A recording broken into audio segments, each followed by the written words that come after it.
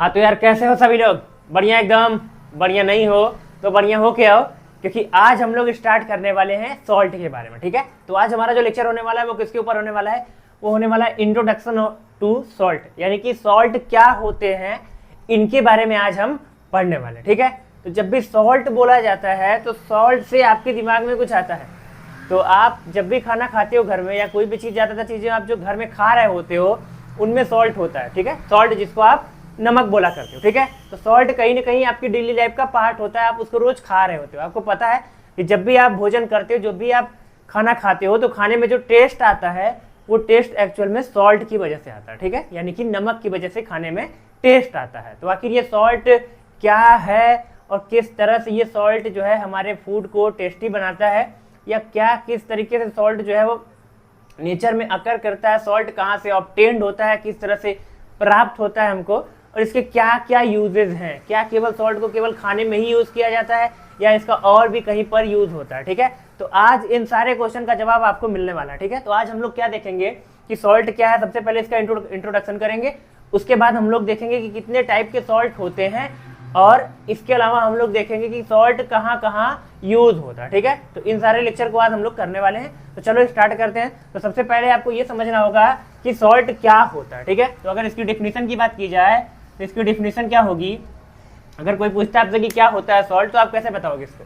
तो आपको ऐसे बताना है कि सॉल्ट, देखो आप इसके पहले वाले लेक्चर में आपने एक रिएक्शन पढ़ रखा था जिसका नाम था न्यूट्रलाइजेशन रिएक्शन। ठीक है, तो न्यूट्रलाइजेशन रिएक्शन क्या होता है? न्यूट्रलाइजेशन रिएक्शन में क्या होता था? एक एसिड एक बेस से रिएक्ट करता था और बनाता था सॉल्ट और वाटर। ठीक है, तो न्यूट्रलाइजेशन रिएक्शन क्या था? एसिड जब रिएक्शन करता था किससे? बेस से, तो बनाता था सॉल्ट प्लस वाटर। ठीक है, जब एक एसिड एक बेस से रिएक्ट करता है तो सॉल्ट बनता है और वाटर बनता है। तो यहाँ पर देखो आप कहीं ना कहीं आपको सॉल्ट दिख रहा है। ठीक है, ये सॉल्ट जो है इसी के बारे में आज हम लोग पढ़ने वाले हैं। ठीक है, तो देखो ये सॉल्ट, आप यहाँ से अगर डिफाइन करना चाहो, सॉल्ट की अगर डिफिनीशन देना चाहो आप, तो डिफिनीशन क्या दोगे? ठीक है, तो सॉल्ट क्या होता है इसको समझने के लिए, इसकी डिफिनीशन देने के लिए आप पहले एक एग्जाम्पल लेते हैं। ठीक है, तो देखो डेफिनेशन में डायरेक्ट आपको बता सकता हूँ, लेकिन अगर एग्जाम्पल के थ्रू मैं डेफिनेशन बताऊंगा तो आपको ज़्यादा क्लैरिटी मिलने वाली है, आप डेफिनेशन को ज़्यादा अच्छी तरीके से समझ पाने वाले हो। ठीक है, तो आओ एक एग्जाम्पल लेते हैं इसका। तो एसिड में हमने एक एग्जाम्पल ले लिया, चलो HCl, और बेस में हमने एग्जाम्पल ले लिया NaOH। एसिड में सबसे मशहूर HCl ही है और बेस में सबसे ज़्यादा फेमस कौन है? NaOH। तो अगर HCl और NaOH रिएक्ट करते हैं तो क्या बनता है? अब हमको पता है कि यहाँ से सॉल्ट बनना है और वाटर बनना है। तो वाटर में सबसे पहले आप H और OH यानी कि H2O, यहाँ से H यहाँ से OH, H2O रिमूव कर देना है और बचा हुआ NaCl से रिएक्ट करेगा। फिर तो क्या बनेगा? NaCl। अभी जो NaCl दिखाया है ये NaCl सब लोग जानते हैं इसका नाम, NaCl यानी कि सोडियम क्लोराइड, और ये एक बहुत ही फेमस सॉल्ट है। और कहीं ना कहीं जो हम घर में सॉल्ट खा रहे होते हैं, जो टेबल सॉल्ट हमारे घर में होता है जिसको हम कंज्यूम कर रहे होते हैं, ये वही वाला सॉल्ट है NaCl। ठीक है, नॉर्मल सॉल्ट इसको बोला जाता है। अब अगर आप ध्यान से देखें तो ये जो सॉल्ट है, इस सॉल्ट के अंदर आपको पता होगा, अगर 9th क्लास में आपने पढ़ा है ढंग से, तो आपको मालूम होना चाहिए यहाँ जो Na होता है इसके ऊपर पॉजिटिव चार्ज होता है और जो क्लोरीन होता है इसके ऊपर निगेटिव चार्ज होता है। तो और ये ही है हमारा सॉल्ट। तो कहीं ना कहीं सॉल्ट के अंदर आयन होते हैं। ठीक है, और ये बात सही है, 100% सही है कि सॉल्ट के अंदर आयन होते हैं, यानी कि ये सॉल्ट जो होगा ये आयोनिक कंपाउंड होता है। ऐसे कंपाउंड जिनमें आयन्स होते हैं उन कंपाउंड को हम लोग क्या बोलते हैं? आयनिक कंपाउंड। ठीक है, यहाँ पर आप देख रहे हो कि सॉल्ट एक आयनिक कंपाउंड है, और केवल यही नहीं, जितने भी सॉल्ट होते हैं नेचर के अंदर सब के सब क्या होते हैं? आयोनिक इन नेचर होते हैं। यानी कि एक डेफिनेशन, अब डेफिनेशन में आप एक बात बोलने वाले हो कि सॉल्ट क्या है? एक ऐसा आयनिक कंपाउंड होने वाला। ठीक है, अब कैसा आयनिक कंपाउंड होने वाला है उसकी बात हम अभी करने वाले। ठीक है, तो एक चीज जो हमको हिंट मिल गई वो क्या है कि ऐसे कंपाउंड को हम सॉल्ट बोलेंगे जो कैसा होगा? आयोनिक होगा। ठीक है, अब इसमें थोड़ा सा और स्पेशल आपको क्या देखना है, जरा ध्यान से देखना आप। अगर आप एसिड को भी चेक करोगे, अगर ध्यान से आपको एसिड की डेफिनेशन अगर मालूम हो, तो एसिड जैसे ही एक्वा सोल्यूशन में जाता है यहाँ से H+ रिलीज करता है और यहाँ बचा हुआ Cl- होता है। ठीक है, यहाँ इसके ऊपर प्लस आता है और इसके ऊपर माइनस आता है। सेम वैसे यहाँ जाओगे अगर आप, तो यहाँ पर सोडियम के ऊपर प्लस आता है और OH के ऊपर माइनस आता है। तो फिर आप बोलोगे अच्छा, अगर सॉल्ट आयनिक कंपाउंड होता है तब तो आपका एसिड भी आयनिक कंपाउंड है, इसके अंदर भी आयन है, और बेस भी इस तरह से आयनिक कंपाउंड हुआ है। तो फिर आयनिक कंपाउंड तो एसिड भी है, बेस भी है और सॉल्ट भी है, तो फिर कैसे क्लासिफाई करेंगे कि वो सॉल्ट है? वो तो एसिड भी हो सकता है, वो तो बेस भी हो सकता है। तो फिर इस सिचुएशन में क्या किया जाए, ठीक है। तो यहाँ पर सॉल्ट की जो डेफिनेशन बनाई गई वो बड़ी ही अच्छे तरीके से बनाई गई और उसको मैं एक बार आपको बता रहा हूँ। तो देखो आपको ऐसा बोलना है कि सॉल्ट क्या है, एक ऐसा आयनिक कंपाउंड है जिसमें जो केटायन है आपका, केटायन क्या होता है, जिसके ऊपर पॉजिटिव चार्ज होता है वो केटायन होता है, जिसके ऊपर निगेटिव चार्ज होता है वो एनायन होता है। तो यहाँ पर देखो आपका केटायन में है सोडियम प्लस Na+ और एनायन में है आपका Cl-, ठीक है। ये आपका क्या है, केटायन है और ये आपका क्या है, अनायन है, ठीक है। अब केटायन आपका जो है वो H+ नहीं होना चाहिए और अनायन आपका OH- नहीं होना चाहिए, ठीक है। ऐसा आयनिक कंपाउंड, ठीक है, आपको ऐसा आयनिक कंपाउंड लेना है जिसके अंदर केटायन में H+ ना हो और अनायन में OH- ना हो। तो ऐसे आयनिक कंपाउंड को हम लोग क्या बोलेंगे, सॉल्ट बोलेंगे, ठीक है। केटायन में अगर H+ हो जाएगा तो फिर वो एसिड की कैटेगरी में चला जाएगा, वो सॉल्ट नहीं रहा। और अगर अनायन में OH- आ जाएगा तब तो वो बेस कहलाएगा। तो हमने क्या बोला, हमको कंफ्यूजन हो रहा था कि आयनिक कंपाउंड तो एसिड भी होता है, बेस भी होता है, सॉल्ट भी होता है।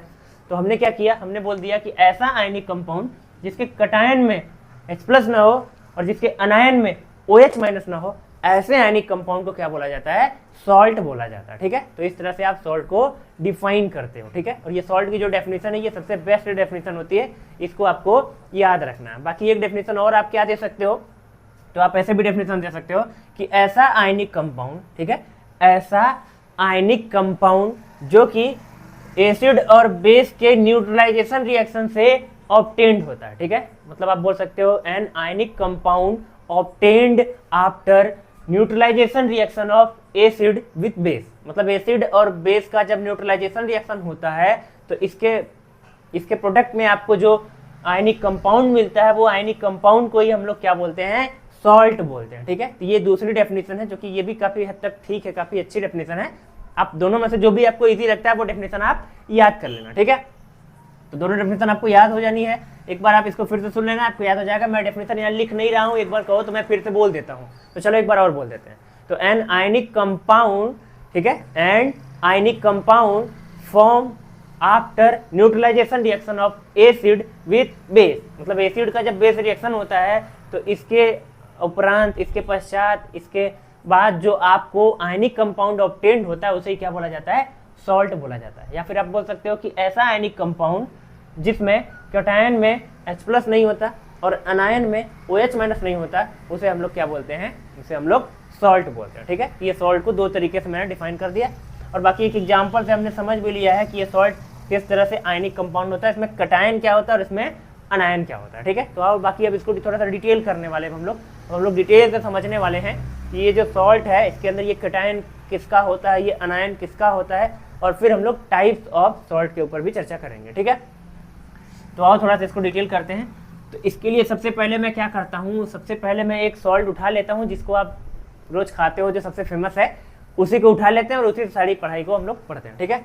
तो अभी मैंने बोला आपको कि सॉल्ट क्या होता है, सॉल्ट कैसा होता है, आयोनिक कंपाउंड होता है, ठीक है। आयोनिक का मतलब क्या है, सॉल्ट कैसा है, आयोनिक कंपाउंड होता है। आयोनिक कंपाउंड यानी कि जिसमें पॉजिटिव चार्ज होगा और जिसके अंदर निगेटिव चार्ज होगा, ठीक है। ये M का मतलब क्या है, M मतलब ये कटायन है कोई भी, ठीक है। यहाँ पर कोई कटायन होगा जिसके ऊपर पॉजिटिव चार्ज होगा, मतलब कोई भी मेटल होगा। सिंपली अगर मैं बोलूँ यहाँ पर तो ये M क्या है, M स्टैंड्स फॉर मेटल्स और ये X क्या है, नॉन मेटल, ठीक है। अब इसका क्या मतलब हुआ जरा समझो। जब भी कोई भी आयनिक कंपाउंड आप देखते हो, अगर वो सॉल्ट है, तब अगर कोई भी आयनिक कंपाउंड जो कि सॉल्ट है, सॉल्ट आयनिक कंपाउंड होते हैं, तो उसके अंदर कटायन होगा, उसके अंदर अनायन होगा, उसके अंदर पॉजिटिव चार्ज होगा, उसके अंदर निगेटिव चार्ज होगा। अब ये जो पॉजिटिव और निगेटिव चार्जेस हैं, इसमें से जो पॉजिटिव चार्ज होता है, ये जो पॉजिटिव चार्ज जिसको आप कटायन बोलते हो, वो कटायन हमेशा मेटल का होता है। हमेशा का मतलब 99.9% केसेस में जो कटायन होते हैं वो मेटल से ऑब्टेन्ड होते हैं, मतलब मेटल के कटायन होते हैं। इसीलिए मैंने यहाँ पर कटायन में देखो M लिखा है, M फॉर मेटल होता है। लेकिन 1%, 0.1% केस में यहाँ पर कुछ और भी हो सकता है, ठीक है। लेकिन आपको 99.9% केसेस में कटायन में कौन मिलता है, मेटल। यानी कि जब भी आपको सॉल्ट मिलेगा तो सॉल्ट एक आयनिक कंपाउंड है, तो इस आयनिक कंपाउंड के अंदर जो कटायन होगा वो किसका होगा, मेटल का होगा। और अनायन किसका होगा? ये जो अनायन आपको दिख रहा है ये अनायन किसके होते हैं? नॉन मेटल के होते हैं, क्योंकि नॉन मेटल जो है वो एनायनिक होते हैं, वो इलेक्ट्रॉन गेन करते हैं, इसकी वजह से उनकी टेंडेंसी होती है इलेक्ट्रॉन गेन करने की, इसीलिए वो जो है निगेटिव चार्ज अपने ऊपर डेवलप करते हैं। इसका मतलब जो ये अनायन वाला पार्ट होगा, जो निगेटिव वाला पार्ट है, ये किसका होगा? नॉन मेटल का होगा। ठीक है, अब अनायन वाला पार्ट नॉन मेटल का होगा और कटायन वाला पार्ट मेटल का होता है। मोस्ट ऑफ द टाइम यही होता है, लेकिन एक एक्सेप्शन इसका क्या है? तो एक एक्सेप्शन में आप देखोगे, जैसे मान लो एक एग्जांपल लेते हैं पहले, फिर एक्सेप्शन करेंगे। तो एग्जांपल में क्या है आपका? जैसे NaCl। अब NaCl एक सॉल्ट है, इसके अंदर देखो Na प्लस और Cl माइनस। अभी देखो Na प्लस यानी जो प्लस वाला आपको दिख रहा है ये कटायन, ये देखो सोडियम है, Na मतलब सोडियम, और सोडियम एक मेटल होता है, तो कहीं ना कहीं कटायन एक मेटल होता है। और जो अनायन दिख रहा है Cl आपको, ये Cl यानी क्लोरीन, और क्लोरीन एक नॉन मेटल होता है। ठीक है, तो इस तरह से आपने एक देखा। दूसरा एग्जाम्पल ले लेते हैं, कैल्शियम कार्बोनेट। अब कैल्शियम के ऊपर 2+ होता है और कार्बोनेट के ऊपर 2- होता है। अब देखो यहाँ फिर ये कटायन आपको दिख रहा है, ये कैल्शियम है, और कैल्शियम एक मेटल होता है। और ये जो अनायन आपको दिख रहा है ये CO3 के ऊपर आ रहा है, इसमें से C, इसमें से O, कार्बन, ऑक्सीजन, ये सब क्या है? नॉन मेटल है। ठीक है, तो इस तरह से कटायन हमेशा मेटल का होगा और अनायन हमेशा नॉन मेटल का होगा। इसके अलावा दूसरा ले लेते हैं KNO3। अब यहाँ K मतलब पोटेशियम, उसके ऊपर प्लस, और NO3 के ऊपर माइनस। तो फिर देखो आपका कटायन जो है वो मेटल का है और अनायन जो है वो नाइट्रोजन और ऑक्सीजन यानी कि नॉन मेटल का है। इसके अलावा आप कोई भी एग्जांपल सोचोगे, जैसे चलो दूसरा कोई एग्जांपल ले लेते हैं। इसके अलावा सोडियम सल्फेट। फिर देखो फर्दर सोडियम में यहाँ पर आप इसको ब्रेक करोगे, सोडियम पे +1 आएगा और इसके ऊपर -2 आएगा। तो आप यहाँ ये +1 है, ये 2 सोडियम है तो +2 हो जाएगा। ठीक है, अब ये प्लस और ये माइनस, तो देखो कटायन वाला फिर देखो मेटल है और अनायन वाला फिर देखो नॉन मेटल है। ऐसे कोई भी सॉल्ट लोगे आप, जैसे ये ले लेते हैं, चलो MgCO3।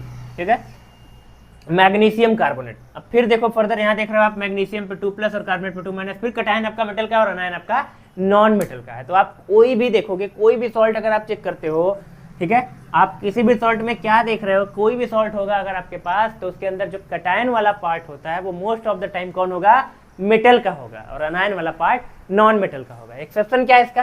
तो आओ एक्सेप्शन की बात कर लेते हैं इधर। एक्सेप्शन, ठीक है, एक्सेप्शन यानी कि वो हिंदी में अपवाद इसको बोलते हैं। एक्सेप्शन यानी कि अपवाद, यानी कि वो जो रूल को ओबे नहीं करता है, जो रूल से थोड़ा डिफरेंट हट के चलता है, उसको एक्सेप्शन में रखते हैं हम लोग। तो यहाँ पर देखो कटायन मेटल का होना था, लेकिन एक ऐसा सॉल्ट है जिसके अंदर कटायन मेटल का नहीं होता, एक नहीं और भी है। तो एग्जाम्पल मैं ले लेता हूँ आपका, जैसे NH4Cl। अब ये जो NH4Cl है इसको हम लोग बोलते हैं अमोनियम क्लोराइड। अब बहुत ही फेमस है ये, ठीक है। NH4Cl को क्या बोला जाता है? Ammonium chloride. और NH4Cl यानी अमोनियम क्लोराइड बहुत ही फेमस कंपाउंड होता है लैब के अंदर, या काफ़ी जगह इसके यूज होते हैं काफ़ी, ठीक है। अब ये एक सॉल्ट है, NH4Cl एक सॉल्ट है। अब इस सॉल्ट के अंदर अगर आप ब्रेक करोगे प्लस माइनस में, तो आपको पता है Cl के ऊपर तो -1 होता है, ठीक है, ये Cl -1, Cl के ऊपर तो -1 जाएगा, बाकी इस बचे हुए पोर्शन पे क्या आएगा? पॉजिटिव। तो आपको यहाँ दिख रहा है, यहाँ पॉजिटिव में कौन है? NH4+। और NH4+ कौन होता है? इसको हम लोग बोलते हैं अमोनियम आयन, ठीक है। NH4+ क्या है? अमोनियम आयन है, यानी कि यहाँ पर जो कटायन वाला पार्ट है, जो पॉजिटिव वाला पार्ट है, वो अमोनियम आयन है। और अमोनियम में जो नाइट्रोजन और जो हाइड्रोजन है, ये दोनों ही नॉन मेटल है। जबकि होना ये चाहिए था कि आयनिक कंपाउंड, जो कि सॉल्ट आयनिक कंपाउंड होता है, उसके अंदर कटायन हमेशा मेटल का होता था। तो मैंने बोला ना कि 99.9% केसेस में कटायन मेटल के होते हैं, लेकिन ये जो 0.1% केस है उसमें अनायन देखो आपका, सॉरी, कटायन जो है वो आपका मेटल से डिफरेंट भी हो सकता है, ठीक है। ये एक एक्शन इसको याद रखना आप, कि अमोनियम आयन जो होता है NH4+, ये भी कटायन होता है। ये मेटल नहीं है, लेकिन ये कटायन होता है, ठीक है। ये भी एक सॉल्ट होता है। तो इस तरह से सॉल्ट जो है वो क्या होता है, क्यों आयनिक कंपाउंड है, कौन इसमें कटायन होता है, कौन एनायन होता है, यहाँ तक आपको चीज़ें आसानी से समझ में आई होंगी, ठीक है। तो अगर यहाँ तक आपको समझ में आया है, तो इसके बाद जो है हम लोग अब आगे कंटिन्यू करने वाले हैं, ठीक है। तो इसको मैं रफ करूँगा, जल्दी से आप नोट कर लो, उसके बाद हम लोग इसको आगे कंटिन्यू करने वाले हैं, ठीक है। चलिए, तो इसको जल्दी से रफ कर लेते हैं और इसके बाद हम लोग जो है इसके आगे चलने वाले हैं। अब हमारा जो लेक्चर होने वाला है वो ये इसके ऊपर होने वाला है कि सॉल्ट, ये जो है, ये सॉल्ट कितने डिफरेंट वेज में या कितने डिफरेंट तरीके से बनाए जा सकते हैं, ठीक है। यानी कि method for preparation of salt, अगर एक तरह से बोलूँ मैं तो ऐसा बोल सकते हैं, methods for preparation of salt, ठीक है। यानी कि सॉल्ट को बनाने के कौन कौन से मेथड हो सकते हैं। सॉल्ट आपको समझ में आ गया होगा अभी तक सॉल्ट क्या है।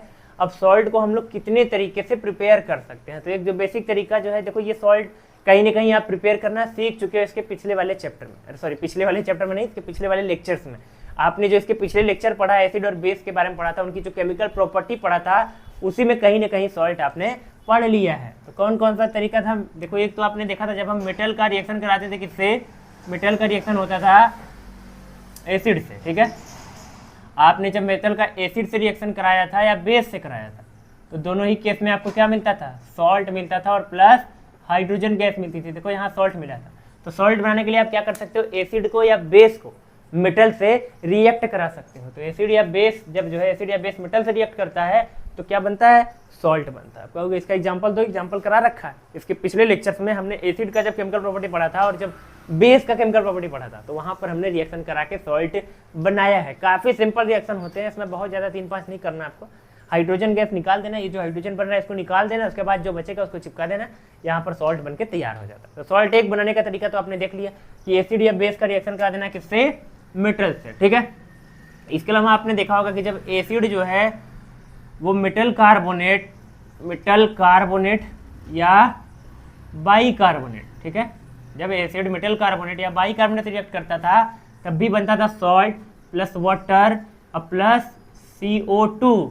यानी कि यहाँ भी आप देख रहे हो ध्यान से, अगर आपको याद हो, नोटिस अगर आप कर रहे हो, अगर पीछे से आपने सही से पढ़ा होगा, ढंग से पढ़ रहे हो, सीरियसली पढ़ रहे हो, तो आपको मालूम होगा कि जब एसिड का रिएक्शन मेटल कार्बोनेट या मेटल बाइकार्बोनेट से कराते थे तो सॉल्ट बनता था, H2O बनता था और CO2 बनता था, ठीक है। ये 3 चीजें बनती थी जहां पर आपका मेजर जो प्रोडक्ट है वो सॉल्ट है। आपको यहाँ से भी सॉल्ट ऑब्टेन्ड हो सकता है। तो देखो कहीं ना कहीं आपने सॉल्ट बनाना सीख लिया है पीछे, कहीं ना कहीं आप युद्ध की तैयारी कर चुके हैं, बस मालूम नहीं कि युद्ध जो है, जैसे आप युद्ध लड़ने जा रहे हो और आप युद्ध की तैयारी कर चुके हो, पीछे जाने अनजाने में आप युद्ध की तैयारी कर चुके हो, ठीक है। ऐसे ही सॉल्ट हम पढ़ने आ जाए हैं, लेकिन कहीं ना कहीं सॉल्ट को कैसे बनाया जाता है ये पढ़ना हम सीख चुके हैं पहले ही, ठीक है। और क्या तरीका है सॉल्ट के बनाने का, तो और जो तरीका है सॉल्ट बनाने का वो क्या है कि अगर आप एसिड का रिएक्शन कराते हो बेस से तो बनता है सॉल्ट और वाटर। काफी फेमस रिएक्शन है न्यूट्रलाइजेशन रिएक्शन। न्यूट्रलाइजेशन रिएक्शन में जब एक एसिड एक बेस से रिएक्ट करता है, एसिड रिएक्ट करता है बेस से, तो बनाता है सॉल्ट और वाटर। फिर आप चेक कर रहे हो कि यहाँ पर आपको सॉल्ट ऑब्टेन्ड हो रहा है। तो इस तरह से आप सॉल्ट को बनाने के डिफरेंट वेज देख सकते हो। यहाँ पर मैंने 3 तरीके से सॉल्ट बनाना आपको दिखाया। ये सारी चीजें हम लोग एग्जाम्पल के थ्रू नहीं करने वाले, क्योंकि इनको हमने प्रीवियस क्लासेस में कर रखा है, ठीक है। आपको अगर थोड़ा सा डाउट आ रहा है इन सब के ऊपर, तो आप जो है प्रीवियस लेक्चर को एक बार देख लेना। एक बार अगर आप पूरा नहीं देखना है, आप अगर इस पोर्शन को स्किप करके भी देखोगे, अगर 1 मिनट का लेक्चर होगा, अगर 1 मिनट में देख लोगे तो आपको कुछ आइडिया लग जाने वाला है कि किस तरीके से यहाँ रिएक्शन होते हैं। वैसे काफी सिंपल होते हैं, अगर आपने करा है पिछली क्लासेस को तो आप समझ रहे होंगे, ठीक है। तो ये सॉल्ट बनाने के डिफरेंट वेज हैं। अब ये तो मैंने बता दिया कि सॉल्ट जो है इन तरीकों से लैब में, देखो आप ये जो सॉल्ट है ये सब बनाने के तरीके मैं बता रहा हूँ। बनाना मतलब इनको आप बनाना मतलब केला नहीं, ठीक है। इनको बनाने का मतलब सिंथेसाइज कैसे करोगे। जैसे आपको सॉल्ट खुद बनाना है, आपके पास सॉल्ट है नहीं कहीं पर, तो आप सॉल्ट बना रहे हो। अब लैब में जैसे सॉल्ट हमको मान लो जरूरत है, सॉल्ट को बनाना है हमको, तो कैसे बना सकते हैं। तो ये सारे मेथड्स हैं जिनसे हम लैब में अपने घर में सॉल्ट को बना सकते हैं, ठीक है। बाकी हम लोग सॉल्ट बनाते नहीं है, हमारे पास इतना समय नहीं है, खाली फोकट हम है नहीं दिन भर में कि हम चले सॉल्ट बनाते हैं, ठीक है। सॉल्ट बनाने से अच्छा हम क्या करते हैं, 5 रुपये का या 10 रुपये का सॉल्ट जाके दुकान से खरीद लाते हैं। टाटा नमक खरीद के लेकर आते हैं, धीरे सब्जी में डालते हैं, लपेट के खा लेते हैं धीरे से। चलो, तो सॉल्ट आपको बनाना नहीं है, बनाने में बड़ी मेहनत लग जाएगी। बनाने के लिए एसिड चाहिए, एसिड चाहिए, एसिड चाहिए, देखो एसिड चाहिए, उसके अलावा बेस चाहिए, उसके अलावा मेटल चाहिए। जितने का सॉल्ट नहीं बनाएंगे उससे ज़्यादा खर्चा हो जाएगा। इससे अच्छा तरीका क्या है कि सॉल्ट धीरे से खरीद ले जाके दुकान से। अब सॉल्ट अगर हमको बनाना नहीं तो ये सारे मेथड क्यों है, तो देखो ये मेथड लैब में यूज़ होते हैं। लैब के अंदर अगर आपको सॉल्ट डेवलप करना है, बनाना है, तो वहाँ पर यूज़ कर सकते हैं। बाकी हम जो सॉल्ट यूज़ करते हैं वो बनाए नहीं जाते हैं। जो सॉल्ट हमारे मार्केट में आते हैं, जो दुकान पे आते हैं, शॉप पे आते हैं, जो खरीद के हम लाते हैं, वो बनाए नहीं जाते हैं। वो सॉल्ट जो है वो एक्सट्रैक्ट किए जाते हैं। एक्सट्रैक्ट मतलब बनाया नहीं गया है, उनको कहीं से निकाला गया है, कहीं से ऑब्टेन्ड किया गया है। अब सॉल्ट हमको कहाँ से ऑब्टेन्ड होता है उसके बारे में हम थोड़ा सा देखने वाले, ठीक है। तो बनाएंगे नहीं अब की बार, बनाने वाले तरीके हमने देख लिए इसके पीछे ही, लेकिन यहाँ पर मैंने आपको समझा दिया। अब हम लोग सॉल्ट को एक्सट्रैक्ट करेंगे, ठीक है। एक्सट्रैक्शन ऑफ सॉल्ट हम लोग देखने वाले हैं, ठीक है। एक्सट्रैक्शन ऑफ सॉल्ट, ठीक है। यानी कि सॉल्ट को कहाँ कहाँ से एक्सट्रैक्ट किया जाता है, ठीक है। तो अगर आपको थोड़ा बहुत भी पता होगा, थोड़ा बहुत नहीं, आप काफ़ी जानकार हैं, बोर्ड को पेपर देना है आपको, तो जानकारी अपनी बढ़ाइए, इंटेलिजेंस को बढ़ाइए, ठीक है। तो आपको अगर पता हो तो सॉल्ट कहाँ से ऑब्टेन्ड होता है, तो आपको पता होगा सी से, यानी कि समुद्र से, ठीक है। जो सी वाटर होता है, समुद्र में जो जल होता है, सी यानी कि ओशियन, ठीक है। ये आपका जो सी है, जो समुद्र है, ठीक है। खत्म करो, चलो। अब ये जो सी वाटर होता है, सी वाटर सबको पता है अल्कलाइन होता है, ठीक है। सबको मालूम है कि सी वाटर कैसा होता है, सॉरी अल्कलाइन नहीं, सॉल्टी होता है, ठीक है। सी वाटर सॉल्टी होता है, उसके अंदर सॉल्ट होता है। अगर आपने कभी समुद्र का पानी, सी का पानी जो है वो, अगर आप समुद्र का पानी ड्रिंक करे होंगे, पिए होंगे, तो आपको जो है वो खारा लगता है, ठीक है। वो खारा इसलिए लगता है क्योंकि जो सी वाटर होता है उसके अंदर सॉल्ट होता है। अब यही सॉल्ट हम सी वाटर से एक्सट्रैक्ट कर सकते हैं। हमको तो सी के अंदर वाटर चाहिए था, वाटर के अंदर अब हमारे अंदर, सॉरी वाटर के अंदर सॉल्ट भी है, तो और अच्छी बात है। तो हम सी वाटर लाएंगे और सी वाटर में हमको पता है कि वो सॉल्टी वाटर है, उसके अंदर सॉल्ट है, तो उसी सॉल्ट को उसमें से निकाल लेना आपको, ठीक है। तो एक तो तरीका हो गया कि सी वाटर से आप एक्सट्रैक्शन ऑफ सॉल्ट कर सकते हो। देखो मेजर यही प्रोसेस किया जाता है, जो आप देख रहे हो अपने आसपास सॉल्ट, ये ज़्यादातर सॉल्ट कहाँ से आते हैं, ये सी वाटर से एक्सट्रैक्ट किए जाते हैं, ठीक है। अगर आपको पता होगा तो, ठीक है। समुद्र में सी के अंदर सॉल्ट जो है वो घुला होता है समुद्र के जल में, सी वाटर के अंदर। अब उस नमक कैसे आया, उसके पीछे की कहानी पे मत जाओ तुम। वो नमक कहाँ से आया समुद्र में, वो सॉल्ट कहाँ से आया, कोई चक्की तो नहीं चल रही समुद्र में। वो चक्की वाली कहानी जो है बचपन में हमको सुनाई जाती थी कि एक चक्की होती थी, वो चक्की से जो आप बोलते थे चक्की चक्की नमक निकाल, तो वो नमक निकालती थी और नमक निकाल रही थी, तो उसी में चक्की डूब गई और उससे जो है वो पूरा समुद्र में पानी खारा हो गया। ये कहानी बचपन में सुनाई जाती थी। ये कहानी केवल कहानी है, इसका रियल लाइफ से कोई भी लेना देना नहीं है, ठीक है। तो सॉल्ट किस तरह से बना है सी के अंदर, उसके पीछे काफ़ी सारी थ्योरीज हैं, उनके डिटेल में न जाइए आप अपने टॉपिक पे आइए, ठीक है।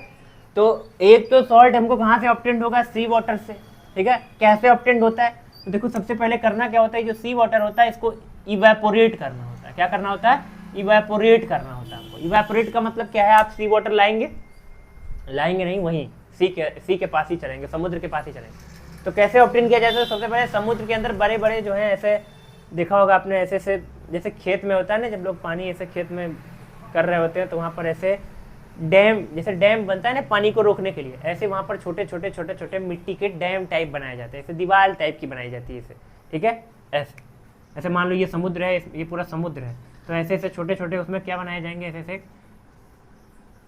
ऐसे ये मिट्टी का बनाया जाता है, ये मिट्टी का डैम टाइप का बनाया जाता है। अब इसके अंदर क्या होगा, जो भी वाटर इसके अंदर आ जाएगा, ठीक है, ये मेड़ी टाइप का, जैसे घर में मेड़ी नहीं होता खेत, उसमें मेड़ी बनाया जाता है जिससे पानी उसमें डूब जाए, ऐसे ही समुद्र में बड़ी बड़ी जो है ऐसे मिट्टी की लेयर लगाई जाती है जीसीबी से, ताकि चारों तरफ लगा दी जाएगी, जिससे उसमें जो वाटर आए समुद्र वाला वो वापस न जा पाए। अब सी वाटर जब इससे उसमें आएगा, उसके अंदर रुक जाएगा।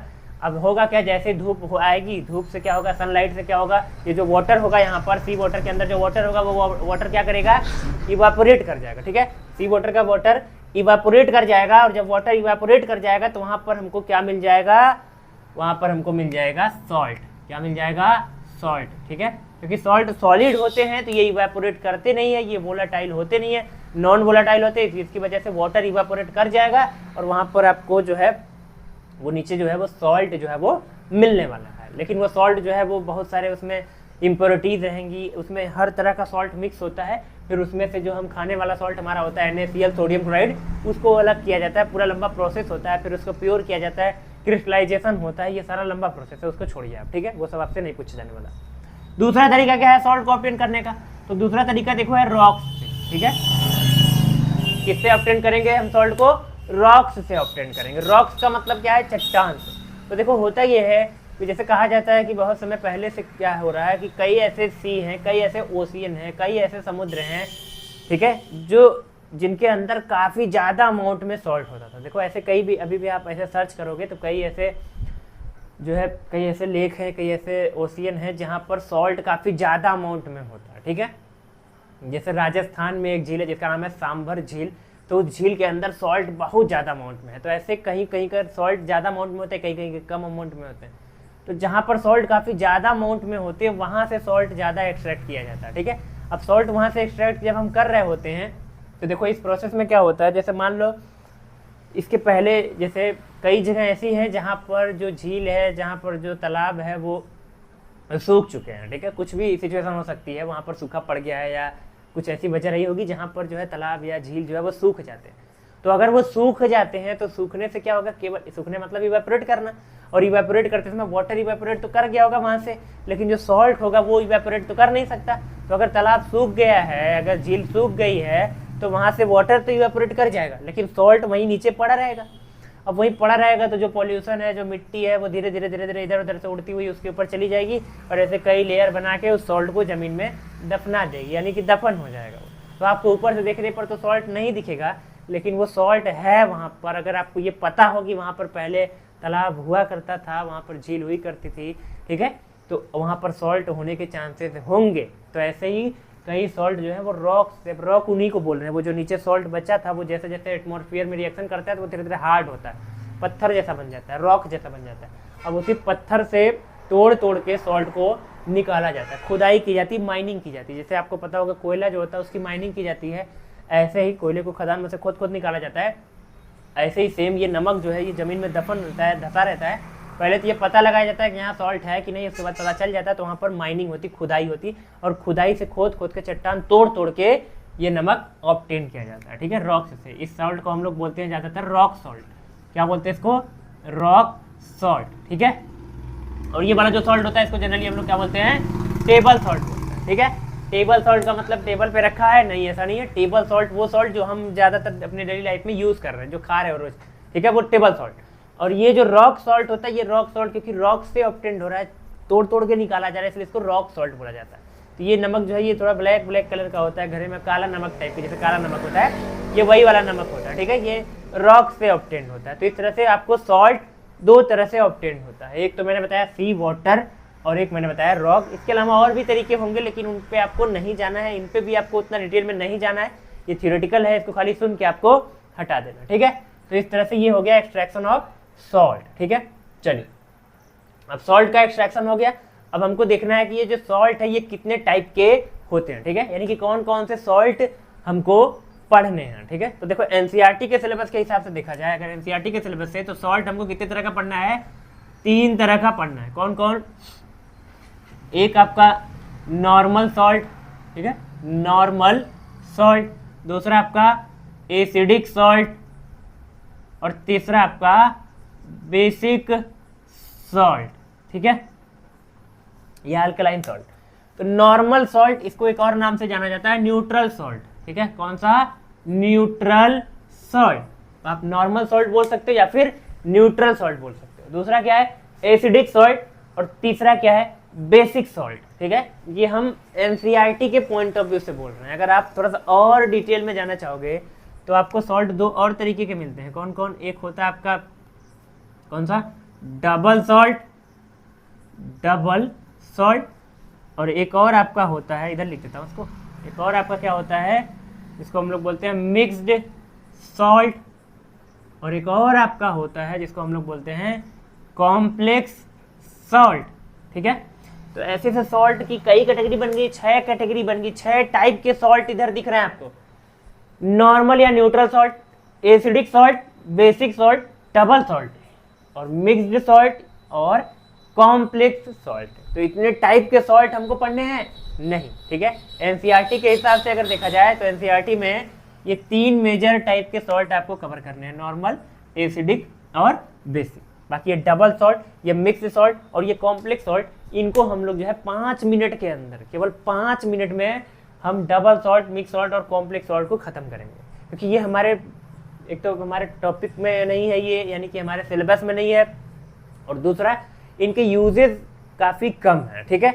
तो मैं आपको नाम लिख दिया हूँ, तो इनके बारे में थोड़ा सा बता दूंगा। थोड़ा सा का मतलब काफ़ी बताएंगे हम। 5 मिनट का समय लेंगे और 5 मिनट में हम समझेंगे कि डबल सॉल्ट क्या होता है, मिक्स सॉल्ट क्या होता है, और कॉम्प्लेक्स सॉल्ट क्या होता है। और एक एक एग्जाम्पल सबका मैं आपको दे दूंगा, जिससे आपको क्लैरिटी मिल जाए कि आप कभी भी अगर सॉल्ट उसको देखते हैं तो पहचान सके कि हाँ वो कौन सा सॉल्ट है। ज़्यादा जानने में कोई बुराई नहीं है, तो आप ज़्यादा जान सकते हैं। आपके सिलेबस में 3 सॉल्ट हैं, लेकिन मैं आपको 6 सॉल्ट बताने वाला हूँ। तो कुछ बुक्स जो है ये 6 के 6 वो सॉल्ट लिखती हैं, एनसीईआरटी नहीं लिख रही, कोई बात नहीं, लेकिन कुछ बुक्स हैं जो अच्छी बुक्स हैं, एनसीईआरटी भी अच्छी बुक है, लेकिन वो कुछ बुक्स हैं जो ज़्यादा डिटेल में चीज़ों को समझाती है। तो उन बुक्स में ये सॉल्ट हल्के हल्के बताए गए हैं, ठीक है। तो हम लोग जो है इनको थोड़ा सा देखेंगे। चलिए, बाकी हमारा मेजर फोकस इन्हीं तीनों पर होने वाला है। तो पहले इन तीनों को कवर करेंगे, उसके बाद जो समय बचेगा उसमें हम लोग डबल सॉल्ट, मिक्स सॉल्ट और कॉम्प्लेक्स सॉल्ट के ऊपर आने वाले, ठीक है। तो चलो इन तीनों को रब कर लेता हूं मैं, और इन तीनों को स्टार्ट करना है। तीनों को तो स्टार्ट कर नहीं सकते, तो किसी एक को स्टार्ट करो। चलो इसको हटा लो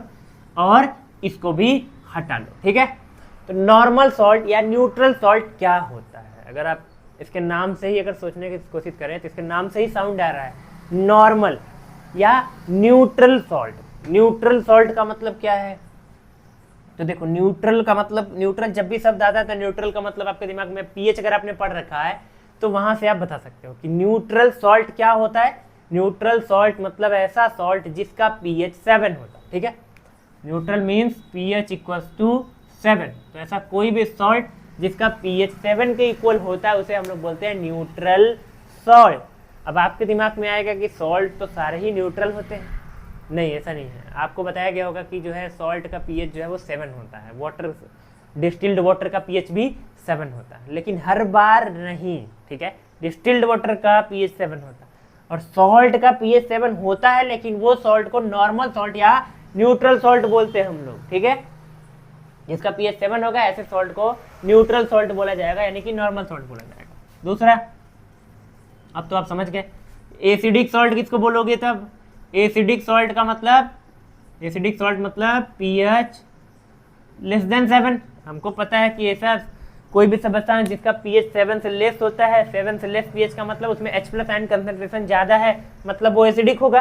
तो ऐसा कोई भी सॉल्ट जिसका पीएच हमने चेक किया वो 7 से लेस आया, 7 से लेस पीएच वाले सॉल्ट को क्या बोलोगे आप? एसिडिक सॉल्ट बोलोगे, ठीक है। और इसी तरह से तीसरे वाले की अगर हम बात कर लें, ठीक है, तो अगर तीसरे वाले सॉल्ट की बात कर लें, बेसिक सॉल्ट, तो जो बेसिक सॉल्ट है अपना, बेसिक सॉल्ट में जो पीएच होगा वो ग्रेटर देन 7 होगा, पीएच ग्रेटर देन 7, क्योंकि हमको पता है कि जिसका पीएच 7 से बड़ा होता है, 7 से ज्यादा होता है, वो बेसिक होता है। तो अगर पीएच 7 से ज्यादा है, इसका मतलब उस सॉल्ट को क्या बोलोगे?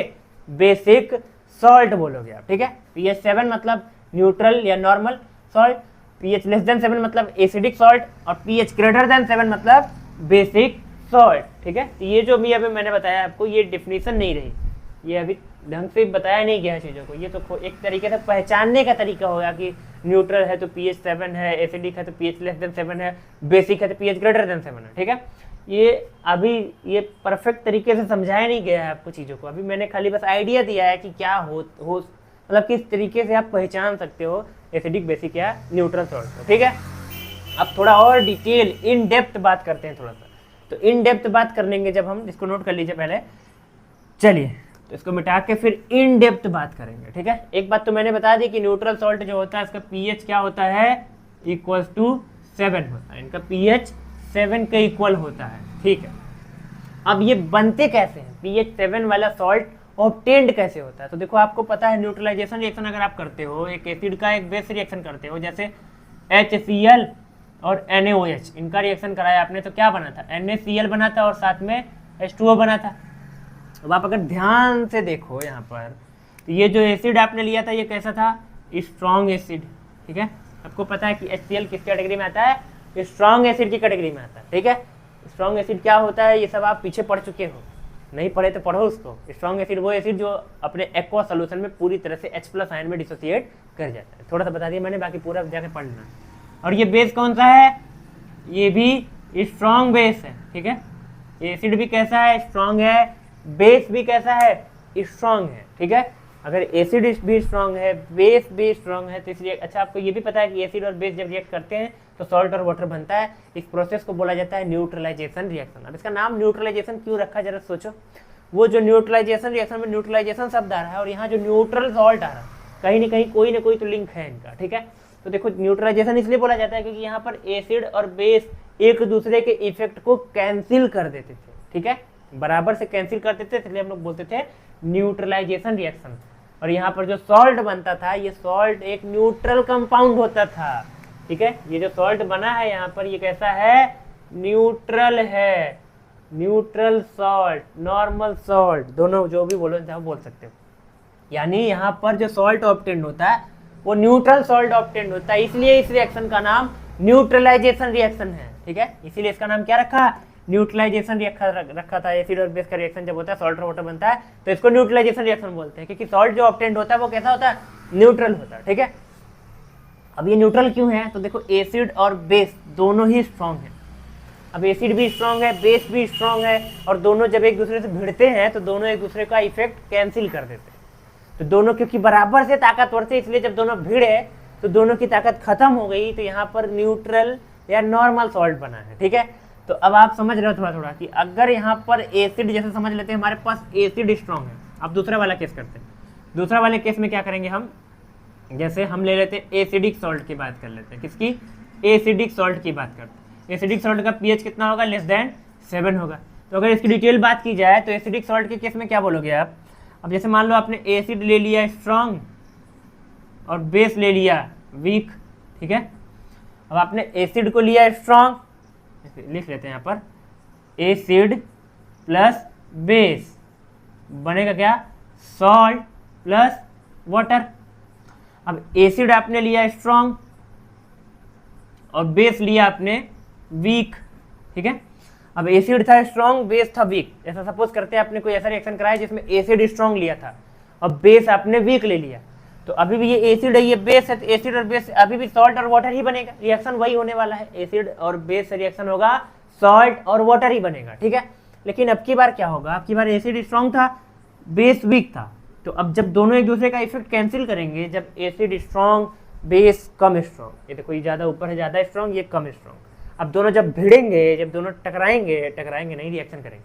अब जब दोनों रिएक्शन करेंगे तो रिएक्शन के बाद जो आपको प्रोडक्ट मिलेगा, उस प्रोडक्ट के अंदर एसिड का थोड़ा बहुत नेचर होगा। क्यों, क्योंकि एसिड स्ट्रॉन्ग था, बेस वीक था, तो पूरी तरह से बेस एसिड को कैंसिल नहीं कर पाया होगा, दोनों एक दूसरे का इफेक्ट पूरी तरह से खत्म नहीं कर पाएंगे। क्योंकि एसिड स्ट्रॉन्ग था तो यहाँ पर विजयी होगा, जीत किसकी होगी, एसिड की होगी। तो सॉल्ट बन तो जाएगा, लेकिन कहीं ना कहीं इसका बिहेवियर किसके जैसा होगा, एसिड के जैसा होने वाला है। ठीक है, यानी यहाँ पर सॉल्ट तो बनेगा, लेकिन कैसा, एसिडिक सॉल्ट बनेगा। कैसा, एसिडिक सॉल्ट। वो सॉल्ट तो होगा लेकिन उसका बिहेवियर थोड़ा थोड़ा एसिडिक होने वाला है। तो इस तरह से ये हो गया आपका एसिडिक सॉल्ट। बाकी इसका एक एग्जांपल कर लेते हैं हम लोग। तो इसका एग्जांपल अगर हम लोग लिखेंगे तो इसका एग्जांपल में जैसे हम लोग, आपको एसिड स्ट्रॉन्ग लेना है, तो चलो एक स्ट्रॉन्ग एसिड ले लेते हैं हम लोग, और वे बेस आपको जो है वो वीक लेना है। ठीक है, NH4OH ले लेते हैं। सबको पता है कि NH4OH क्या होता है, वीक बेस होता है। NH4OH कैसा है, वीक बेस है। ठीक है, वीक बेस में सबसे फेमस यही है वैसे, तो आपको इसको याद रखना है। बाकी मिल्क ऑफ मैग्नीसिया भी होता है, आपको पता हो, NH4OH ammonium hydroxide, milk of magnesia. बाकी COH का होल ट्वाइस, ALOH का होल थ्राइस, ये सब कॉपर हाइड्रोक्साइड, एल्युमिनियम हाइड्रोक्साइड, ये सब कैसे होते हैं, वीक बेस होते हैं। ठीक है, चलिए अब जैसे ही आप इनका रिएक्शन कराओगे, देखो HOH H2O चला जाएगा और बचेगा NH4 और Cl, NH4 और Cl। ठीक है, अब आप देख रहे हो एसिड प्लस बेस बराबर सॉल्ट प्लस वाटर। लेकिन आप नोटिस करो जरा, ये जो एसिड लिए थे ये स्ट्रॉन्ग था, ये जो बेस लिए हो ये वीक लिए हो, ये जो सॉल्ट बनेगा, ये सॉल्ट कैसा बनेगा, एसिडिक बनेगा। कैसा बनेगा, एसिडिक बनेगा। क्यों एसिडिक सॉल्ट, इसलिए क्योंकि यहाँ पर एसिड और बेस की जब लड़ाई हो रही थी तो एसिड और बेस में ताकतवर कौन था, एसिड था, जिसकी वजह से असर जो दिखेगा सॉल्ट के अंदर वो किसका दिखेगा, एसिड का दिखने वाला है। ठीक है, तो इस तरह से ये हो गया आपका एसिडिक सॉल्ट और ये हो गया उसका एक एग्जाम्पल। अब तीसरा वाला हम लोग आखिरी वाला कर लेते हैं, जिसका नाम है बेसिक सॉल्ट। ठीक है, इसको नोट करो, फिर मैं रब करूंगा इसको। चलिए, तो बेसिक सॉल्ट क्या है, सेम वैसे ही आप गेस कर सकते हो। अब दो डेफिनेशन के बाद आप तीसरी तो गेस कर ही सकते हो। ठीक है, तो बेसिक सॉल्ट क्या होगा, बेसिक सॉल्ट इसका pH ग्रेटर देन 7 हो। अब यहाँ देखो आपको पता है कि एसिड जब बेस से रिएक्ट करता है, same logic, acid plus base बना सॉल्ट प्लस वाटर। अब अगर आपको बेसिक सॉल्ट बनाना है, आप चाहते हो कि सॉल्ट यहाँ जो बने वो बेसिक इन नेचर हो, यानी कि इसके अंदर बेस का कैरेक्टर हो, तो बेस को पावरफुल लेना पड़ेगा। आपकी बार एसिड कमजोर, बेस ताकतवर होगा। ठीक है, तो आपकी बार आपको बेस को स्ट्रॉन्ग करना है और एसिड को वीक करना है। तो अगर आप वीक एसिड का स्ट्रॉन्ग बेस से रिएक्शन कराओगे तो सॉल्ट के अंदर जो नेचर होगा वो बेसिक नेचर आएगा। क्यों, क्योंकि एसिड वीक हो गया है तो बेस को पूरी तरह से खत्म कर नहीं पाएगा, न्यूट्रल कर नहीं पाएगा, तो सॉल्ट में कहीं ना कहीं बेसिक नेचर रहेगा, ठीक है। तो इस वजह से आप जब एक वीक एसिड का एक स्ट्रॉन्ग बेस रिएक्शन कराते हो तो बनने वाला प्रोडक्ट सॉल्ट और वाटर अभी भी है, लेकिन जो सॉल्ट ऑब्टेन्ड होगा वो कैसा होगा, बेसिक इन नेचर होगा, ठीक है। एग्जांपल कर लेते हैं। तो वीक एसिड में जैसे मैंने एग्जांपल ले लिया आपका H2CO3, ठीक है, H2CO3 जिसको आप क्या बोलते हैं, कार्बोनिक एसिड, ठीक है। तो कार्बोनिक एसिड कैसा एसिड होता है, वीक एसिड होता है। अब कार्बोनिक एसिड में ले लिया हमने वीक एसिड, अब स्ट्रॉन्ग बेस में हमने ले लिया, चलो इसको ले लिया CaOH का होल ट्वाइस, CaOH का होल ट्वाइस यानी कि स्लेक्ट लाइम। स्लेक्ट लाइम आपको पता है ये स्ट्रॉन्ग बेस होता है, ठीक है। तो अगर ये स्ट्रॉन्ग बेस है और ये वीक एसिड है तो इनका अगर आप रिएक्शन कराते हो तो रिएक्शन से क्या ऑब्टेन्ड होगा जरा देखते हैं। तो यहाँ पर सबसे पहले आपको पता है सॉल्ट और वाटर बनने वाला, तो वाटर रिमूव कर लेते हैं। तो H यहाँ से H और O सब मिला जुला के H2O निकाल लेना है, H2O निकाल देना आपको, ठीक है। अब H2O रिमूव हो गया, अब बचेगा ये कैटायनिक पार्ट और ये एनायनिक पार्ट, इनको आपको कंबाइन करना है। तो क्या बनेगा इधर, कैटायनिक CaCO3 क्या बन जाएगा, CaCO3, ठीक है, ढंग से लिख देता हूँ, CaCO3 यानी कि कैल्शियम कार्बोनेट। तो ये जो कैल्शियम कार्बोनेट आपको दिख रहा है पंजा तक, CaCO3 ये क्या है, एक सॉल्ट है, ठीक है। क्या है, सॉल्ट है। क्यों सॉल्ट है, कि एसिड और बेस के न्यूट्रलाइजेशन रिएक्शन से ऑब्टेन्ड हुआ है, मतलब एसिड और बेस के रिएक्शन से ऑब्टेन्ड हुआ है, तो सॉल्ट और वाटर यानी सॉल्ट है ये। लेकिन ये कौन सा सॉल्ट है, अगर आप नोटिस करो तो ये वीक एसिड था और ये स्ट्रॉन्ग बेस था। तो जो सॉल्ट बनेगा वो, अगर यहाँ पर आपने बेस स्ट्रॉन्ग लिया है, एसिड वीक लिया है, बेस को ज़्यादा ताकतवर कर दिया आपने, बेस ज़्यादा ताकतवर, एसिड कम ताकतवर, दोनों भिड़े, ठीक है। भिड़ने से क्या होगा, एसिड कम ताकतवर से मर जाएगा, बेस बचा रहेगा। यानी कि जो सॉल्ट बनेगा वो कैसा रहेगा, बेसिक होने वाला है। और आपको मालूम होना चाहिए कि ये जो कैल्शियम, इसको क्या बोलते हैं हम लोग, कैल्शियम कार्बोनेट। क्या बोलते हैं, कैल्शियम कार्बोनेट। तो कैल्शियम कार्बोनेट है एक सॉल्ट, एक्चुअल में क्या है, ये एक सॉल्ट, लेकिन इसका नेचर बेसिक होने की वजह से इसको एज अ बेस आप यूज कर सकते हो और आप यूज करते हो इसको, ठीक है। आपने सुना है कि खेत में क्या होता है, जब भी किसान फार्मर क्या करते हैं, जब भी खेत का जो पीएच लेवल ड्रॉप करता है, जब एसिड रेन होता है, एसिड रेन से खेत का पीएच ड्रॉप होता है। अब पीएच ड्रॉप होता है तो यहाँ पर जो जितने भी फसल होंगे, जितने भी पेड़ पौधे होंगे, उनको नुकसान होने के चांसेस हैं। तो इस वजह से क्या करता है किसान, आपने देखा होगा खेत में कैल्शियम छींटते हैं, ठीक है। वो कैल्शियम क्या होता है, वो कैल्शियम कार्बोनेट होता है। और क्यों, वो तो सॉल्ट है, सॉल्ट है, लेकिन कैसा सॉल्ट है, बेसिक सॉल्ट, यानी कि उसका नेचर बेस का है। अगर वो बेसिक नेचर का है तो वो बेस की तरह एक्ट, बेस की तरह कार्य कर सकता है, ठीक है। तो आपको पता भी होगा कि जो लाइम होता है, जो ये जो कैल्शियम कार्बोनेट होता है, ये बेसिक इन नेचर होता है, ठीक है। ये एक सॉल्ट है लेकिन बेसिक सॉल्ट है, इसलिए इसको एज अ बेस ट्रीट किया जाता है, ठीक है। तो ये आपको एग्जांपल के साथ मैंने समझाया कि एसिडिक सॉल्ट क्या होता है, बेसिक सॉल्ट क्या होता है और न्यूट्रल सॉल्ट क्या होता है, ठीक है। बाकी यही आपके सिलेबस में था। अब आपको जो है थोड़ा सा इसका और डिटेल करना है, लेकिन आज की क्लास थोड़ी लंबी हो जाने वाली है, इसके लिए हम लोग क्या करते हैं, इस क्लास को छोटा ही करते हैं। अभी बाकी 3 और सॉल्ट यहाँ पर बचे हुए हैं जिनको मैं करने वाला हूँ, एक डबल सॉल्ट, एक जो है मिक्स सॉल्ट और एक कॉम्प्लेक्स सॉल्ट, ठीक है। तो उसको हम लोग अगले लेक्चर में करेंगे। बहुत ज़्यादा डिटेल नहीं करना उस पर, क्योंकि वो हमारे सिलेबस में उतने ज़्यादा इंपॉर्टेंट नहीं है, सिलेबस में है ही नहीं। तो आप उनको थोड़ा सा ही करेंगे हम लोग, ठीक है। आपको थोड़ा सा मैं पढ़ाऊँगा, थोड़ा सा पढ़ना उसको।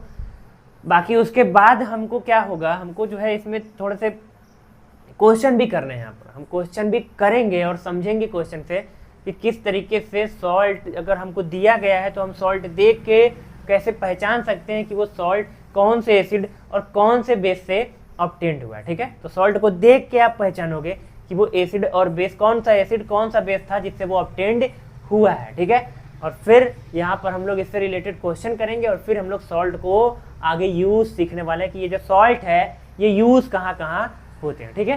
तो ये हम लोग अगले लेक्चर में करने वाले हैं। बाकी आज का लेक्चर ज़्यादा लंबा ना हो इसके लिए मैं क्या करता हूँ, ऐसा करते हैं, रुको, बल्कि यहाँ पर जो 3 सॉल्ट और बचे उनको कवर कर लेते हैं। तो सॉल्ट यहाँ से क्लियर हो जाएगा अपना, फिर उसके बाद बचेगा इसका केवल क्वेश्चन और फिर सॉल्ट का यूज बचेगा, ठीक है। तो उनको हम लोग नेक्स्ट लेक्चर में करेंगे। तो आओ जल्दी से यहाँ 5 मिनट में ही 5 मिनट में उसको कवर कर लेते हैं, क्योंकि वो हमारे सिलेबस में है भी नहीं। तो आओ कवर कर लेते हैं। मेरा भी मूड बन गया, मैं तो सोच रहा था कि लेक्चर खत्म करते हैं, लेकिन चलो आओ 5 मिनट 10 मिनट और लगा के यहाँ पर सॉल्ट को निपटा डालते हैं, ठीक है। तो आइए जल्दी से निपटा देते हैं। चलिए तो नोट कर लो इसको, एक बार मैं रब कर देता हूँ। चलो तो और कौन से सॉल्ट बचे हमारे पास, तो जाओ जल्दी जल्दी से उसको कवर करते हैं और फिर लेक्चर को आज के समाप्त करेंगे, ठीक है। तो एक होता है आपका डबल सॉल्ट, ठीक है, डबल सॉल्ट।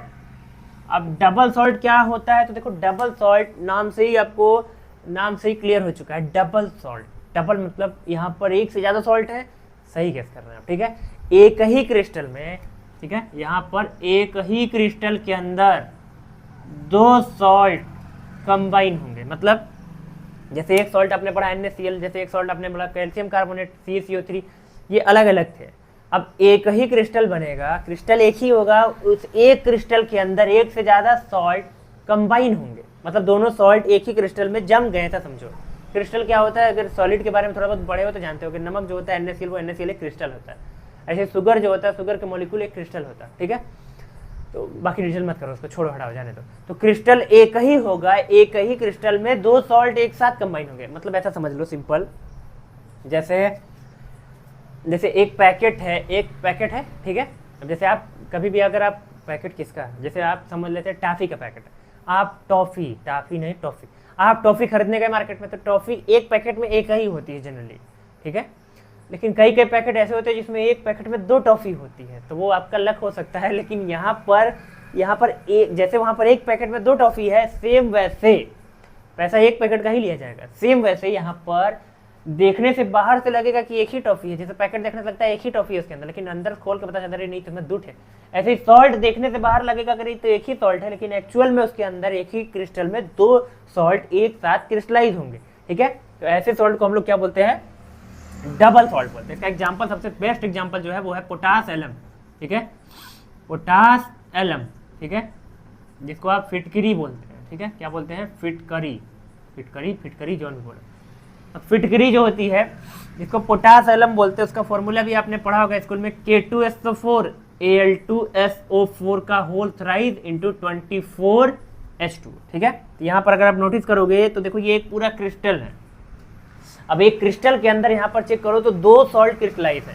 एक तो आपका ये वाला सॉल्ट K2SO4 पोटेशियम सल्फेट, और दूसरा ये वाला सॉल्ट Al2SO4 का whole thrice aluminium sulphate, potassium sulphate, aluminium sulphate, ये भी सॉल्ट, दो सॉल्ट एक ही क्रिस्टल के अंदर क्रिस्टलाइज हुए हैं, और साथ में 24H2O भी है, 24 molecule of water of crystallization भी है।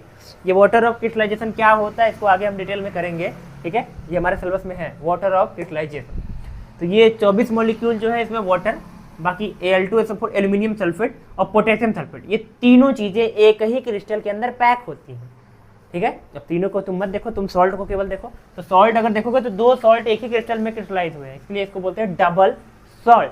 अगर आप इसको एक्वा सोल्यूशन में डालोगे, इसको पानी में डाल दोगे, ठीक है, कहाँ डाल दोगे, पानी में, वाटर में। जैसे इसको वाटर में डालोगे तो आप देखोगे ये पूरी तरह से ब्रेक कर जाना। ये तो ब्रेक करेगा, ये तो पानी ही है, ये ब्रेक कर जाएगा। इसमें से आपको कौन कौन से आयन मिलेंगे, एक तो यहाँ से पोटेशियम का आयन मिल जाएगा, दो मिलेगा क्योंकि K2 है तो यहाँ दो पोटेशियम के आयन मिलेंगे, और ये बचा हुआ सल्फेट का आयन मिलेगा आपको, ठीक है। यहाँ से पोटेशियम का आयन मिलेगा, यहाँ से सल्फेट का आयन मिलेगा, यहाँ से कौन मिलेगा, एल्यूमिनियम का आयन मिलेगा, एल्यूमिनियम पे कितना प्लस, 3 प्लस, और यहाँ से फिर सल्फेट मिलेगा आपको SO4 2 माइनस। तो मिला जुला के आपको ये लिखा इधर, चलो मिला जुला के आपको तीन तरह के आयन मिलने वाले हैं, एक पोटेशियम आयन, एक एल्यूमिनियम आयन और एक सल्फेट आयन, ठीक है। तो ये जो था आपका, ये जो सॉल्ट था यही था आपका डबल सॉल्ट, ठीक है। तो अब बहुत ज़्यादा डिटेल नहीं करेंगे इसका। बाकी फिटकरी यूज़ कैसे करता है, ये चोट लगती है तो वहाँ फिटकरी लगाने से चोट में जो ब्लड आता है वो बंद कैसे हो जाता है, ये सारी चीज़ मैं नहीं करने वाला, ये तुम देख लेना, ठीक है। चलो अब इसके अलावा कौन सा सॉल्ट है, मिक्स्ड सॉल्ट, ठीक है। कौन सा सॉल्ट, मिक्स्ड सॉल्ट, ठीक है। मिक्स्ड सॉल्ट का मतलब क्या है, मिक्स सॉल्ट का मतलब दो सॉल्ट लिया मिक्स कर दिया, नहीं, ऐसा बिल्कुल भी नहीं है। इसके नाम से इसका काम पता नहीं चल रहा है, ठीक है। मिक्स सॉल्ट का मतलब ऐसा सॉल्ट जिसके अंदर एक ही सॉल्ट में, ठीक है, ये पहली बात तो ये सॉल्ट है, एक ही सॉल्ट में एक से ज्यादा कटायन या आयन होंगे। क्या बोला, सॉल्ट एक ही रहेगा, देखो कंफ्यूजन मत करना, अक्सर लोग कंफ्यूज कर जाते हैं डबल सॉल्ट और मिक्स सॉल्ट में। डबल सॉल्ट में सॉल्ट एक नहीं था, दो सॉल्ट था, सॉल्ट दो था, एक ही क्रिस्टल में पैक था, ये दो सॉल्ट एक ही क्रिस्टल में पैक, ठीक है, तब वहां पर हमने बोला उसको डबल सॉल्ट। मिक्स सॉल्ट में एक ही सॉल्ट है, सॉल्ट एक ही रहेगा, इसके अंदर कटायन या एनायन एक से ज्यादा होंगे, कटायन एक से ज्यादा हो सकता है या एनायन कोई भी हो सकता है, ठीक है। तो सॉल्ट, ऐसा सॉल्ट जिस एक ही सॉल्ट रहेगा, लेकिन यहाँ पर नंबर ऑफ कटायन जो होगा, नंबर ऑफ कटायंस या अनायंस, ठीक है, ये ग्रेटर देन 1 होंगे, मतलब एक से ज़्यादा कटायन या अनायन अगर हैं किसी एक ही सॉल्ट के अंदर तो ऐसे सॉल्ट को बोल देंगे हम लोग मिक्स्ड सॉल्ट, ठीक है। मिक्स इसको बोलना, देखो जैसे मिक्स बोलने समझ में आ रहा है, 2 सॉल्ट मिक्स करेंगे और 2 वाला तो वो डबल सॉल्ट था, तो कंफ्यूजन ना करो बार बार। डबल सॉल्ट में क्या होता था, 2 सॉल्ट थे, एक क्रिस्टल में क्रिस्टलाइज होते थे, डबल सॉल्ट। मिक्स सॉल्ट में क्या होगा, एक ही सॉल्ट के अंदर नंबर ऑफ कीटायन और एनायन एक से ज़्यादा मिक्स हो रहे हैं, एक से ज़्यादा कीटायन होगा तो उसको बोल रहे हैं मिक्स कर रहे हैं, यहाँ से ऐसे नाम पड़ रहा है, ठीक है। इसका एग्जाम्पल क्या है, जिसका सबसे बेस्ट एग्जाम्पल जो हमारे सिलेबस में है वो है ब्लीचिंग पाउडर। कौन है, ब्लीचिंग पाउडर, जिसका फॉर्मूला है CaOCl2, ठीक है। तो CaOCl2 जो है ये आपका क्या होता है, ब्लीचिंग पाउडर होता है, CaOCl2 ब्लीचिंग पाउडर। अब इसको, ये भी एक सॉल्ट है, क्या है, ये सॉल्ट है, लेकिन कौन सा सॉल्ट है, मिक्स सॉल्ट है। क्यों, आओ इसको चेक करते हैं, इसमें कटायन एनायन कौन कैट है। ये जो कैल्शियम है इसके ऊपर दुनिया का पता है +2 होता है, दुनिया का पता है, तुमको भी पता होना चाहिए, नहीं पता पता कर लो, तुम भी दुनिया में रहते हो, ठीक है। तो कैल्शियम के ऊपर 2+ है।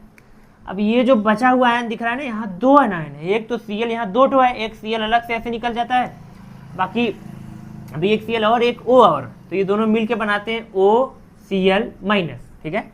अगर आप ध्यान से देखो तो एक कटायन और ये 2 आपके पास अनायन, बस तो बेकार लग रहा है।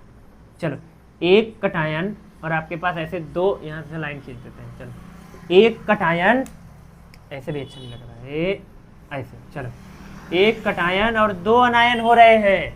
तो कैल्शियम के ऊपर 2+, तो इन दोनों पर मिला के 2- होना चाहिए। अब एक पे Cl पे माइनस है और एक O और Cl मिला के माइनस है, ठीक है।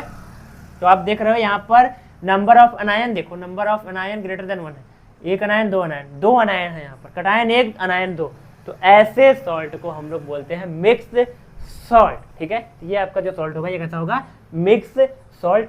और मिक्स सॉल्ट की खास बात क्या है, ये वाटर के अंदर अगर आप डिसॉल्व करोगे, अगर आप इसको वाटर में डिसॉल्व करते हो तो वाटर में डिसॉल्व करने से यहाँ पर ये सारे के सारे आयन अलग अलग हो जाएं, ये मतलब ये हो भी सकता है, नहीं भी हो सकता। डबल सॉल्ट में ऐसा होता था, डबल सॉल्ट में क्या होता था, वो जो क्रिस्टल के अंदर 2 सॉल्ट एक साथ कंबाइन होते थे, वहाँ पर वाटर में जाने से सारे के सारे सॉल्ट अपने आयन जो है वो रिलीज कर देंगे। लेकिन मिक्स्ड सॉल्ट के अंदर ये चीज़ होना मतलब हो भी सकता है, नहीं भी हो सकता है, यहाँ पर आप ऐसा बोल नहीं सकते, ठीक है। तो आपको ऐसा समझना है, यहाँ याद रखना है, ठीक। चलिए, तो ये आपका ब्लीचिंग पाउडर जो है ये किसका एग्जांपल हो जाएगा, मिक्स सॉल्ट का सबसे परफेक्ट एग्जांपल हो जाएगा। मिक्स सॉल्ट आपके सिलेबस में नहीं है, लेकिन ये ब्लीचिंग पाउडर जो है ये आपके सिलेबस में है, ठीक है। चलिए अब लास्ट वाले हम लोग सॉल्ट, इसको नोट करिए जल्दी, मेरा होगा मिट गया। अब लास्ट वाला सॉल्ट जो है जिसको हम लोग बोलने वाले हैं कॉम्प्लेक्स सॉल्ट। क्या बोलेंगे, कॉम्प्लेक्स सॉल्ट। तो कॉम्प्लेक्स सॉल्ट जैसा नाम है वैसा ही काम है, कॉम्प्लेक्स। कॉम्प्लेक्स मतलब ये ऐसा सॉल्ट है जिसको समझना, जिसको पढ़ना, जिसके बारे में स्टडी करना कॉम्प्लेक्स है। मतलब ये ऐसे होते ही, इनका स्ट्रक्चर ही इतना खतरनाक होता है कि इनको समझ पाना थोड़ा मुश्किल होता है, लेकिन अगर सही से समझा जाए तो कुछ भी मुश्किल नहीं है। लेकिन इसका नाम पड़ गया है कॉम्प्लेक्स सॉल्ट, ये सच में थोड़ा मुश्किल तो है, ठीक है, क्योंकि अभी तो आपको इसके बारे में पढ़ाया नहीं जाएगा, तो अभी आपके लिए ये कॉम्प्लेक्स है। ये 12th का सिलेबस है, 12th में आने वाला है, एकदम आखिरी चैप्टर केमिस्ट्री में आना है, ठीक है। तो वहाँ के लिए आप इंतजार नहीं करेंगे, थोड़ा सा मैं आपको यहाँ बता देता हूँ, ठीक है, थोड़ा सा हम लोग सीखेंगे इसके बारे में। तो कॉम्प्लेक्स सॉल्ट कैसे होते हैं, एक एग्जाम्पल ले लेता हूँ मैं, जैसे K4FeCN6, ठीक है। नाम इसका क्या है, पोटेशियम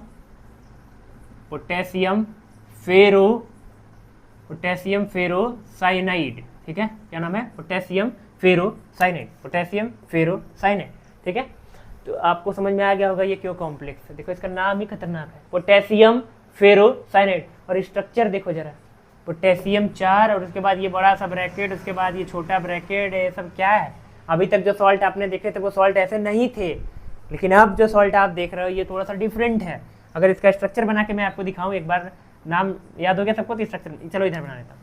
देखो यहाँ पर Fe जो है उससे कितने CN जुड़े हैं, 6, तो ऐसे 6 CN जुड़ेंगे, तो 1 CN 2 CN 3 CN, ठीक है, CN और इधर एक CN और इधर एक CN, ठीक है। ये आपका हो गया Fe और CN 6 CN, और इसके बाहर जो रहेगा वो 4K रहेगा, यहाँ पर 4K आपका है, ठीक है। तो कुछ इस टाइप से इसका खतरनाक सा स्ट्रक्चर होने वाला है, ठीक है, जिसको नाम हमने दिया पोटेशियम फेरो साइनाइड। अब इसका कॉम्प्लेक्स सॉल्ट क्यों पढ़ा है, नाम समझ गए, इसका स्ट्रक्चर देख के ही समझ में आ रहा है ये काफ़ी कॉम्प्लेक्स स्ट्रक्चर है, ये बनते भी है काफ़ी कॉम्प्लेक्स तरीके से, इनकी स्टडी थोड़ी सी कॉम्प्लेक्स होती है।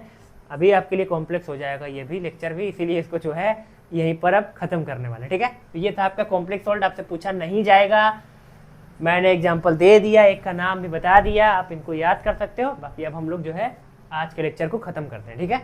तो आज इतना ही कर रहे हैं, बाकी और जो बचा है इस पर जो इससे रिलेटेड जो क्वेश्चन बचेंगे वो क्वेश्चन, और फिर अगले लेक्चर में हम लोग पूरा क्वेश्चन ही करने वाले हैं, ठीक है। सॉल्ट और पीएच जो है सब मिला के जितने भी क्वेश्चन आते हैं उनके ऊपर करेंगे, और फिर उसके अगले लेक्चर में हम लोग यूजेस ऑफ सॉल्ट को करने वाले, ठीक है। तो चलिए पढ़ाई करते रहिए, ऑल द वेरी बेस्ट।